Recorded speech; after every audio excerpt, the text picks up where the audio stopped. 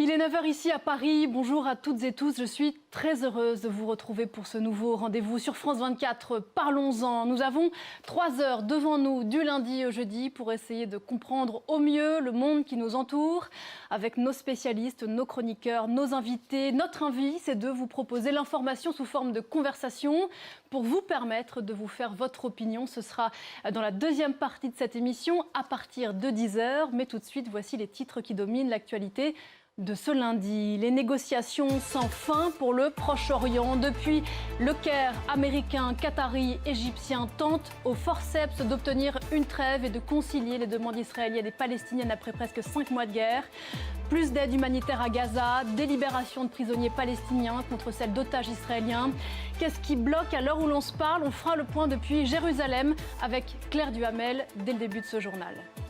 L'allié américain, dans ce contexte, met la pression sur le gouvernement israélien. Pour la première fois, Kamala Harris, la vice-présidente américaine, évoque l'urgence d'un cessez-le-feu immédiat à Gaza. Elle va recevoir aujourd'hui à Washington Benny Gantz, tête de file de l'opposition israélienne. C'est un pied de nez à Benyamin Netanyahou.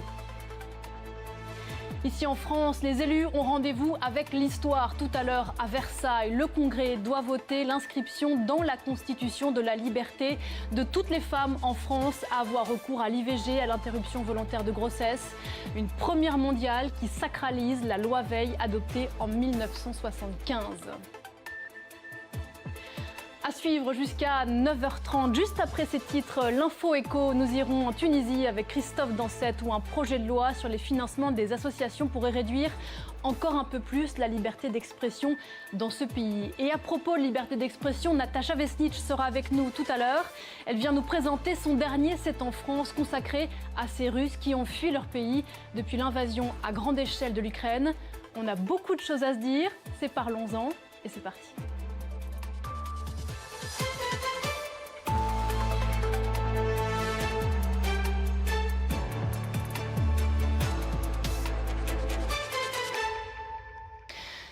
Le Ramadan, le mois sacré des musulmans, commence dans 6 jours. Y aura-t-il une trêve ?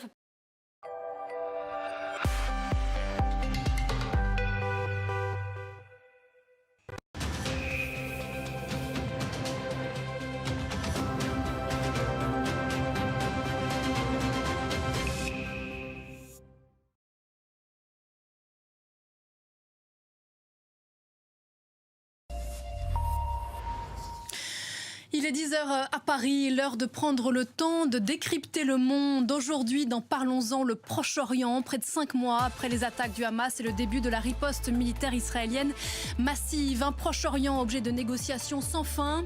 Depuis le Caire, Américains, Qataris, Égyptiens tentent d'obtenir une trêve au forceps et de concilier les demandes israéliennes et palestiniennes.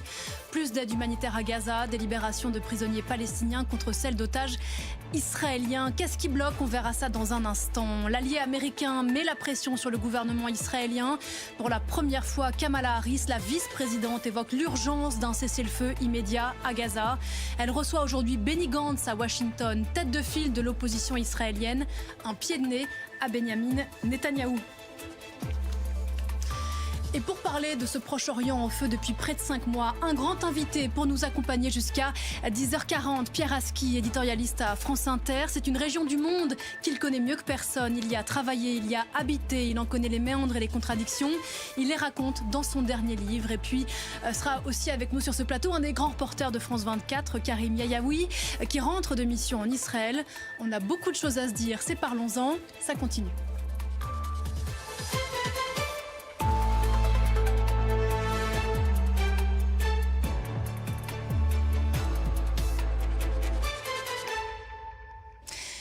Avec moi sur ce plateau, donc Pierre Aski. Bonjour Pierre. Bonjour. Et bienvenue dans Parlons-en, éditorialiste à France Inter, entre autres choses. C'est la suite de Parlons-en, votre nouveau rendez-vous avec l'info sur France 24. Voici les titres de ce lundi. Les négociations sans fin pour le Proche-Orient. Depuis le Caire, Américains, Qataris, Égyptiens tentent d'obtenir une trêve au forceps et de concilier les demandes israéliennes et palestiniennes.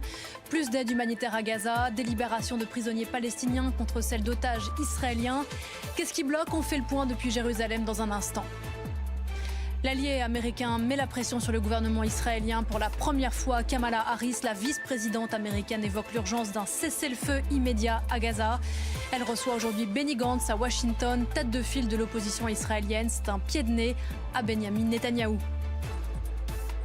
Ici en France, les élus ont rendez-vous avec l'histoire. Cet après-midi à Versailles, le Congrès doit voter l'inscription dans la Constitution de la liberté de toutes les femmes à avoir recours à l'IVG, l'interruption volontaire de grossesse. Une première mondiale qui sacralise la loi Veil adoptée en 1975. On en parle avec Laure Manin.